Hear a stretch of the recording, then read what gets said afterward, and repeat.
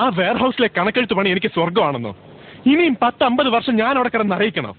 വെറും 300 രൂപയ്ക്ക് വേണ്ടി ഞാൻ എന്റെ സ്വപ്നങ്ങളും ഭാവിയും ഒക്കെ തകർക്കുക. എന്നിട്ട് ഞാനാ സെൽഫിഷ്, സ്വാർത്ഥൻ. മമ്മ, ഞാനും സെൽഫിഷ് ആയിരുന്നെങ്കിൽ എന്നെ ഇവിടെ വിട്ട് പോയനെ, പപ്പയെ പോലെ. Leave me mama. നീ എവിടേക്കാ പോന്നെ? സിനിമയ്ക്ക്. I don't believe that lie.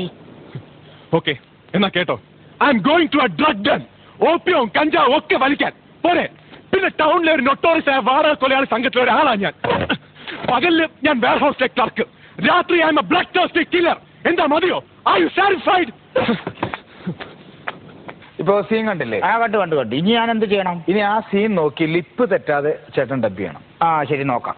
Okay. അമ്മ എന്താ വിചാരിച്ചു വെച്ചിരിക്കണത്? ആരോടെങ്കിലും തെണ്ടിയിട്ടാണെങ്കിലും കാശുണ്ടാക്കി മുടി വെട്ടണമെന്നാ? ഈ തലമുടി ഇങ്ങനെ വളർന്ന് പന്തലിക്കുന്ന എന്റെ തെറ്റാണോ? വെറും 3 രൂപയിലും തരുമായിരുന്നെങ്കിൽ ഞാൻ ഈ താടിയെങ്കിലും ഒന്ന് പഠിച്ചിട്ട് വരാം. ഇല്ലെങ്കിൽ ഞാൻ തന്നെ ഷേവ് ചെയ്യാം. 1 രൂപ എടുത്ത്. അമ്മ, നന്നായി ഷേവ് ചെയ്യണമെങ്കിൽ നല്ല ബ്ലേഡ് കൊണ്ട് തന്നെ പഠിച്ചു നോക്കണം. വാങ്ങിക്കാൻ പോട്ടെ. എന്താ നീ എടുത്ത 50 പൈസ എവിടെ? അത് കളഞ്ഞു പോയി. ഞാൻ കപ്പലണ്ടി മേടിക്കാൻ വെച്ചതാ.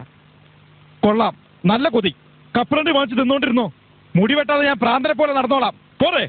എനിക്ക് നന്നായിട്ട് തേച്ചു കുളിക്കാൻ പോലെ ഈ വീട്ടിൽ നല്ലൊരു സോപ്പില്ല എന്നുള്ളതാ. ബാർ സോപ്പ് തേച്ച് ശരീരത്തിലെ തൊലിയെല്ലാം പോയി. അവസാനം ഞാനിപ്പോ ഒരു വയസ്സിനെ പോലായി.